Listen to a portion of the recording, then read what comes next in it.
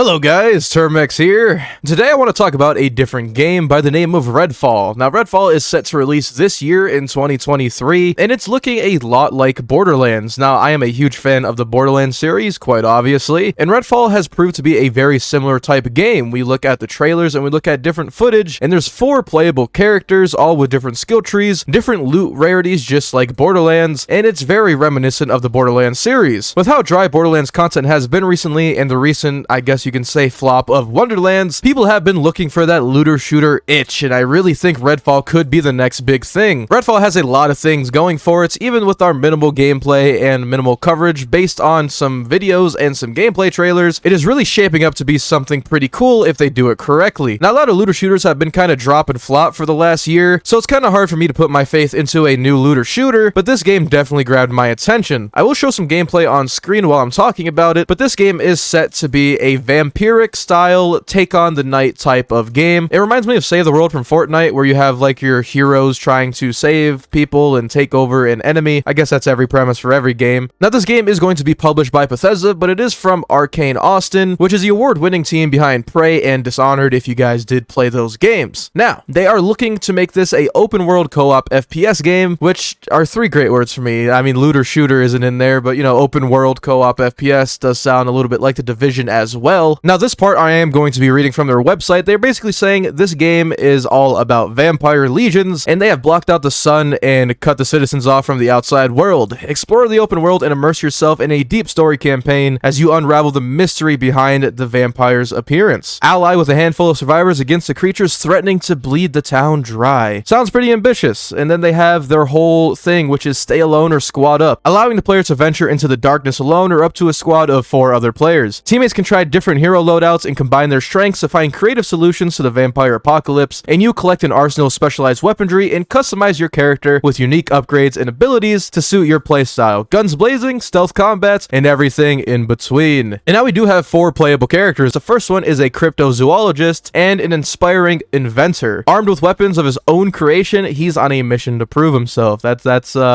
very ominous and very different. He kind of seems like the techie type of guy, maybe like a Zane from Borderlands 3. And then we have Lila. She kind of reminds me of the Siren role from the Borderlands series. She is a biomedical engineer student who interned in a research facility where something went wrong, leaving her with intense telekinetic abilities. Sounds like a Siren, something that I think would be pretty damn cool to try out. And now the one that piqued my interest as a flag player, we have Remy De La Rosa. And this is a brilliant combat engineer who has spent her entire life on the front lines with the help of her robot cohorts. Cohorts? I think that's how you pronounce it, cohorts. She's determined to help rescue Redfall survivors. She sounds dope. I really want to try her out. I don't know if it's my inner flak taking over, but I want the damn robot, man. Let me pet the robot. And now the last playable character is Jacob, which is a ex-military sharpshooter turned into a private contractor. Strange happenings on Redfall have left Jacob with a mysterious vampiric eye and a spectral raven that's never far from his side. Now that sounds so much like Mordecai that it's scary, almost spooky, considering he gets a raven and he's a sniper. I don't know, man. You might have a lawsuit here, Redfall. I'm just saying.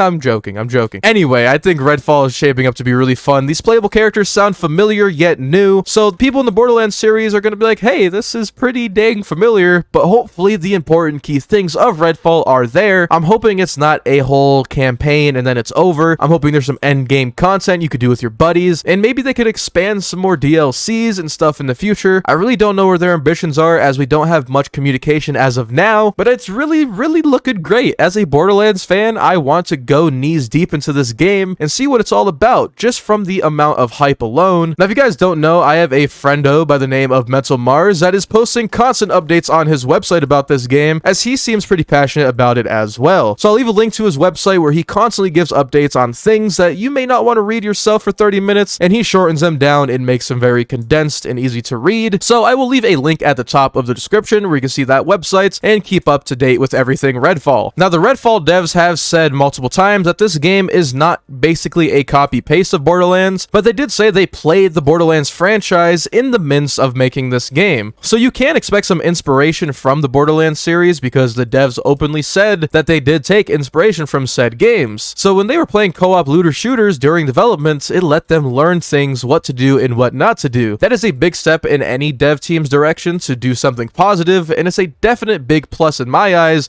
when you're looking to make a good looter shooter. Know what the audience wants, know what people want to do, and what they want to do after you beat the game. Make sure there's content after the game is complete, and keep your players happy. Those are the most important things in my book, and hopefully Arcane Austin can make all of this a reality when it comes to Redfall. Now, I will be posting Redfall content on the channel when it does release. Like I said, I'm most likely going to play Rosa, just because of the robot companion just sounds very intriguing to me. I don't know if there's going to be build videos similar to the Borderlands series, but if there is, you bet your ass I will be covering them, as this is a pretty ambitious project. But that's really it, guys. I wanted to let you know that Redfall existed and how similar it can and maybe will be to Borderlands. So if you guys did enjoy this video, it does mean a lot if you hit the like button down below, as it spreads my content more out to the Borderlands community and puts that little algorithm out there, so you know, Redfall on the channel and yeah, YouTube stuff, even though YouTube's been broken for a week. But thank you guys so much for watching. Make sure you subscribe so you never miss out on another video from me, and you don't miss out on any of my Redfall content here in the near future. But you guys have a terrific day,